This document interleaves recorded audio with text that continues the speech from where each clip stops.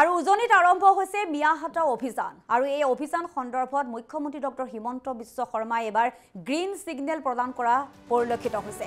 মিয়া বিৰোধী অভিযানক green signal প্ৰদান কৰিছে মুখ্যমন্ত্ৰী ডক্টৰ হিমন্ত বিশ্ব শৰ্মাই। হাতত অস্ত্ৰ নোলোৱাকৈ কৰি যাওক প্ৰতিবাদ বুলি মুখ্যমন্ত্ৰী ডক্টৰ হিমন্ত বিশ্ব শৰ্মাই ইতিমধ্যে মন্তব্য প্ৰদান কৰিছে।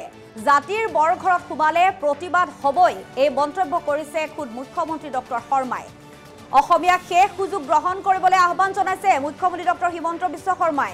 ভাড়া ঘৰৰ পৰাই মিয়াৰ অধিগ্ৰহণ আৰম্ভ হ'ব বুলি মন্তব্য প্ৰদান কৰিছে। সত্ৰভূমি দখলত মিয়াৰ অভিসন্ধিও ফাদিল কৰিলে মুখ্যমন্ত্ৰীগৰাকীয়ে আৰু সত্ৰভূমি দখলত মিয়াৰ অভিসন্ধিও ফাদিল কৰিছে মুখ্যমন্ত্ৰী ডক্টৰ হিমন্ত বিশ্ব শৰ্মাই। অস্ত্ৰৰ লাইসেন্সৰ পৰ্টেল সাজু হৈ আছে। মিয়া বিৰোধী অভিযান সন্দৰ্ভত এনেদৰে মন্তব্য কৰি গ্ৰীণ সিগনেল প্ৰদান কৰিছে মুখ্যমন্ত্ৰী ডক্টৰ হিমন্ত বিশ্ব শৰ্মাই। সংবাদমেল পাতি মুকলি কৰিম এই পৰ্টেল আৰু তিনিটা প্ৰজন্ম থকা অসমীয়াই অস্ত্ৰৰ বাবে কৰিব পাৰিব আবেদন। জাতিৰ বৰঘৰত যদি সোমাই তেনেহলে প্ৰতিবাদ সাব্যস্ত হ'বই, প্ৰতিবাদ কৰিবই এই মন্তব্য কৰিছে মুখ্যমন্ত্ৰী ডক্টৰ শৰ্মাই।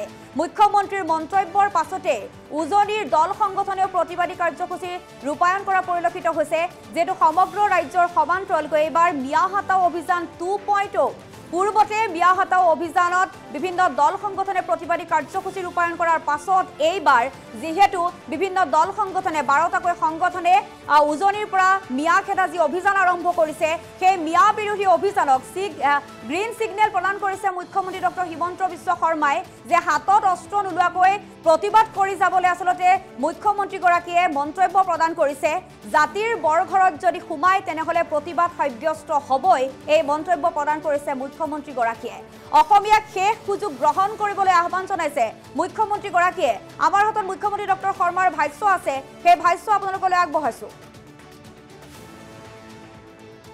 পৰিস্থিতিটো বেয়া হ'ব যদি কোনোবাই অসমীয়া জাতিক নিঃশেষ কৰিবৰ কাৰণে যত্ন কৰে।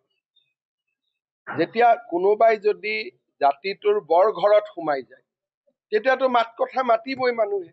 সেই মাত কথাটোক আপুনি কেনেকে বন্ধ কৰিব পাৰিব? যদি এতিয়া আমি যিটো উৰিয়াম ঘাটত দেখিলো, মই 2 এদিনতে আপোনাক লখিমপুৰৰ ভিডিঅ' দেখাম, হাজাৰ হাজাৰ মাটিত পুখুৰী কৰি লৈছে।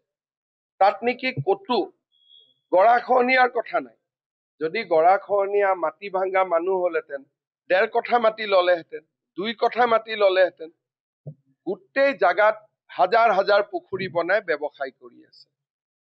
গতিকে লখিমপুৰ, যোৰহাট, শিৱসাগৰ এইবিলাক হল জাতিটোৰ বৰঘৰ।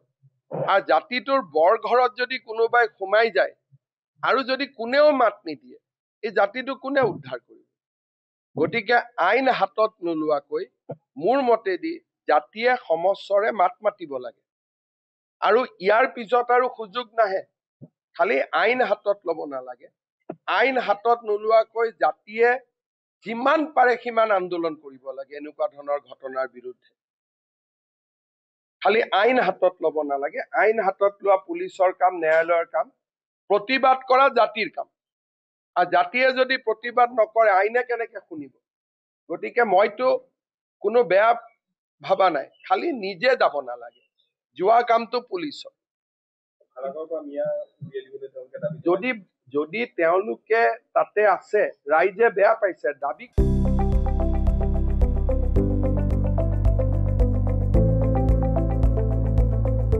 NB নিউজ, সহজ সৰল ভাষাত নৱভাৰতৰ কথা।